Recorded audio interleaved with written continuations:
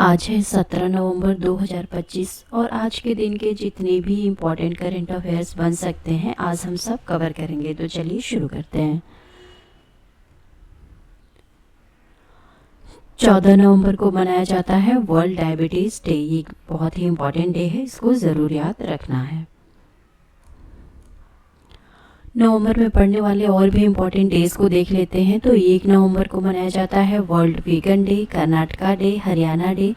वहीं 3 नवंबर को world jelly fish day celebrate किया जाता है। 5 नवंबर को वर्ल्ड सुनामी अवेयरनेस डे मनाया जाता है। 6 नवंबर को international day for preventing the exploitation of environment in war and armed conflict celebrate किया जाता है। वहीं 7 नवंबर को infant protection day, national cancer awareness day celebrate किया जाता है। अच्छा, ये नेशनल है ना कि वर्ल्ड है, याद रखना है। नेशनल कैंसर अवेयरनेस डे 7 नवंबर को मनाया जाता है। वहीं 8 नवंबर को वर्ल्ड रेडियोग्राफी डे मनाया जाता है। 9 नवंबर को national legal service day, Uttarakhand foundation day and world freedom day, 3 important days मनाए जाते हैं। वहीं 10 नवंबर को world science day for piece and development and world humanisation day celebrate किया जाता है। ये डे बहुत इंपॉर्टेंट है, इसको ज़रूर याद रखना है। वर्ल्ड साइंस डे जो कि 10 नवंबर को मनाया जाता है। वहीं 11 नवंबर को नेशनल एजुकेशन डे मनाते हैं। अगेन ये डे भी इम्पॉर्टेंट है। 12 नवंबर को वर्ल्ड न्यूमोनिया डे सेलिब्रेट किया जाता है। वहीं 13 नवंबर को वर्ल्ड काइंडनेस डे सेलिब्रेट किया जाता है और 14 नवंबर को वर्ल्ड डायबिटीज़ डे मनाया जाता है।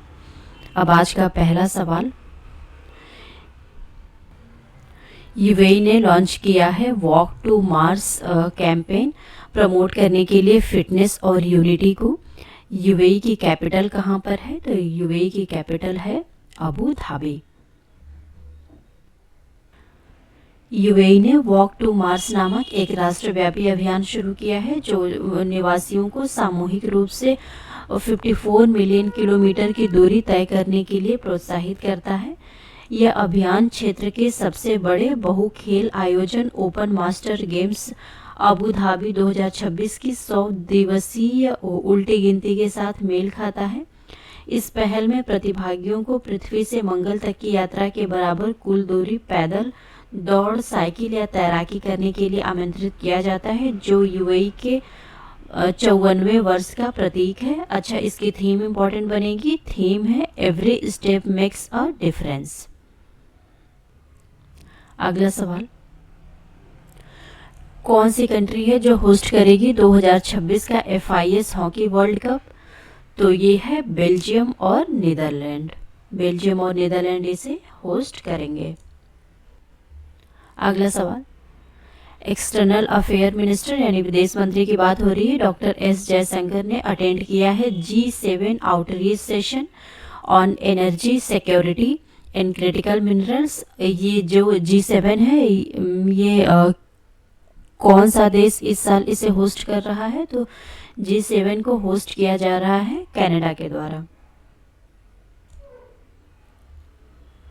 External affair minister doctor S Jaishankar ने G7 के फॉरेन मिनिस्टर मीटिंग का जो आउटरीच सेशन रहा था on energy security and critical mineral, उसमें भाग लिया। ये रहा था कनाडा के भी नियाग्रा में और कनाडा के मिनिस्टर ऑफ फॉरेन अफेयर हैं अनीता आनंद।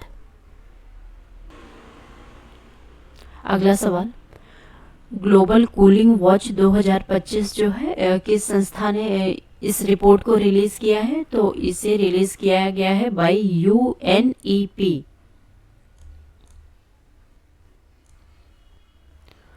इसका ये सेकेंड एडिशन है, इंपॉर्टेंट बनेगा। एडिशन ये सेकेंड है UNEP का। ये ग्लोबल कूलिंग वॉच रिपोर्ट है। ये जो अभी इस डिकेड का सबसे अर्जेंट चैलेंज चल रहा है, यानी जो इतनी ज़्यादा गर्मी पड़ रही है उसको, और इसके वजह से कूलिंग की डिमांड बहुत ज़्यादा बढ़ जा रही है। इस पे ये रिपोर्ट फोकस्ड है। ग्लोबल कूलिंग वॉच 2025 जो है ये COP30 जो रही थी ब्राज़ील के बेलम में, उस दौरान लॉन्च की गई है। उसमें बताया गया है कि जो कूलिंग डिमांड है ये 2050 तक लगभग 3 गुना बढ़ने वाला है। अगला सवाल, national tribal film festival and carnival कहाँ पे शुरू हुआ है? तो ये शुरू हुआ है इम्फाल में। ये 4 दिनों का national tribal film festival and carnival शुरू हो चुका है मणिपुर की राजधानी इम्फाल में। ये पार्ट है जनजातीय गौरव वर्ष सेलिब्रेशन का। इसके एक भाग के तौर पे इसे सेलिब्रेट किया जा रहा है। ये जो फेस्टिवल है इसमें 23 ट्राइबल फिल्म 9 राज्यों से है वो दिखाई जाएंगी और सेलिब्रेट किया जाएगा, जो इंडिया का इतना डाइवर्स ट्राइबल हेरिटेज है उसको सिनेमा और कल्चर के माध्यम से। यह फेस्टिवल जो है इसे आयोजित किया जा रहा है सिटी कन्वेंशन सेंटर में। ये जो है मणिपुर की राजधानी त्रिपुरा में इसको जो है आयोजित किया जा रहा है Manipur state film development society complex के द्वारा। और ये जो फीचर फिल्म है महाराष्ट्र, उड़ीसा, वेस्ट बंगाल और बाकी 6 जो नॉर्थ ईस्टर्न स्टेट हैं, ये वहाँ की मूवीज़ जो हैं इसमें दिखाई जाएगी। ये जो जनजातीय गौरव वर्ष है ये ईयर लॉन्ग सेलिब्रेशन है जो 150वीं बर्थ एनिवर्सरी है भगवान बिरसा मुंडा की।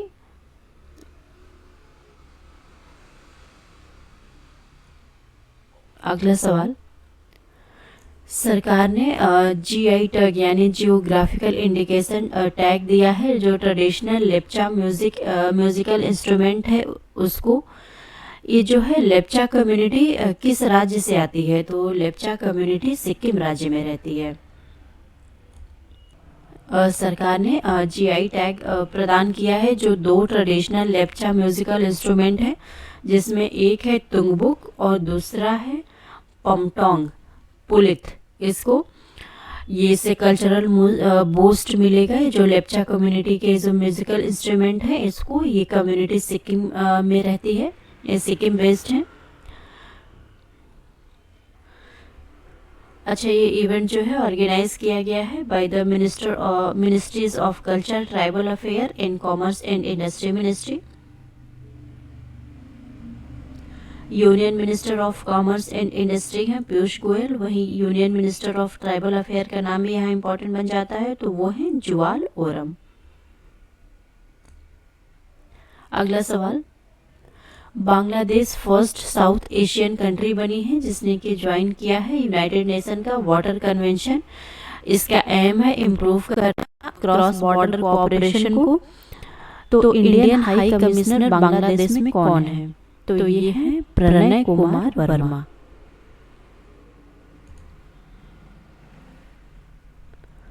बांग्लादेश एक डेल्टा कंट्री है जो कि कैरेक्टराइज्ड है extensive transboundary river system के द्वारा, और ये पहली साउथ एशियन कंट्री बनी है और ओवरऑल 56 जिसने कि ये जो protection and use of transboundary water course and international lake से यूनाइटेड नेशंस का इसको ज्वाइन किया है।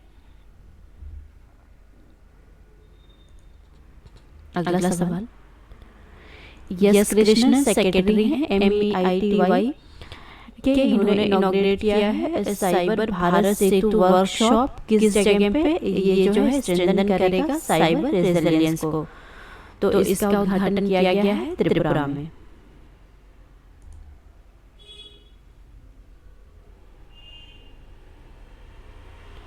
कोर्ट इन एक्सपर्ट्स ने कंडक्ट किया है interactive session for government official, police and student के लिए। साइबर भारत सेतु एक्सरसाइज रही थी त्रिपुरा में। इसके दौरान ये जो डायरेक्टरेट ऑफ इंफॉर्मेशन टेक्नोलॉजी है गवर्नमेंट ऑफ त्रिपुरा ने कोलैबोरेशन में जो है Indian computer emergency response team यानी CERT In ministry of electronics and information technology in government of India ने इसको ऑर्गेनाइज किया था नेशनल साइबर सिक्योरिटी एक्सरसाइज, जिसका की टाइटल इंपॉर्टेंट बनता है और इसका टाइटल है cyber Bharat Setu bridging state securing Bharat.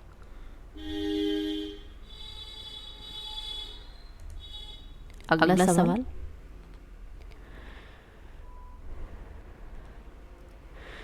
किसने अज्यूम किया है charge as a chairman and managing director of GAIL? तो गेल के चेयरमैन एंड MD बने हैं संदीप कुमार गुप्ता। अगला सवाल, ISSF वर्ल्ड जो है अभी ये जो रहा था, इसमें ऐश्वर्य तोमर ने जीता है सिल्वर 50 मीटर राइफल में। सम्राट और ईशा ने भी सिल्वर जीता है 10 metre air pistol mixed team event में। इसे कहाँ पे आयोजित किया गया था? तो ये आयोजित किया गया था इजिप्ट की राजधानी कायरो में। ऐश्वर्य प्रताप सिंह तोमर ने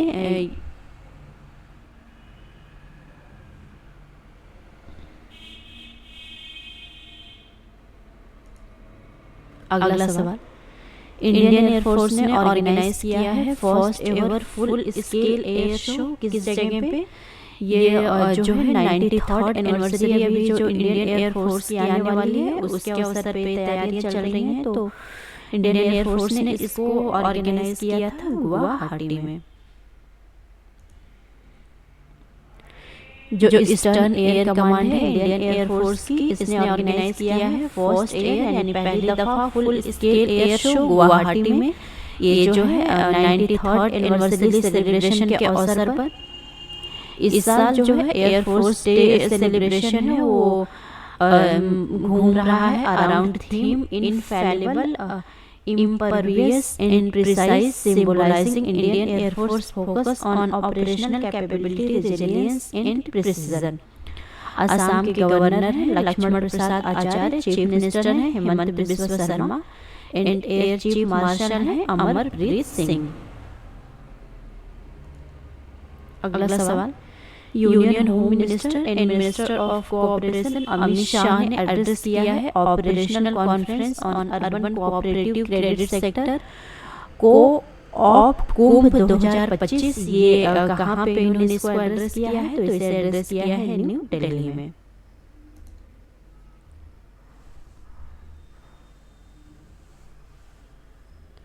निफ्काप द्वारा आयोजित इंटरनेशनल सम्मेलन का दिल्ली घोषणा पत्र 2025 शहरी सहकारी बैंकों के विस्तार के लिए रोड मैप का काम करेगा। अम्ब्रेला ऑर्गेनाइजेशन ने सहकार डीजीपे और सहकार डीजी लोन ऐप लॉन्च किया। ये नाम इंपॉर्टेंट बनेगा, सहकार डीजी लोन और सहकार डीजी पे, जो कि डिजिटल क्रांति में सहकारी क्षेत्र की भागीदारी के प्रतीक बनेंगे। अगले 5 वर्षों के भीतर 2 लाख से अधिक आबादी वाले प्रत्येक शहर में एक शहरी सहकारी बैंक स्थापित किया जाएगा।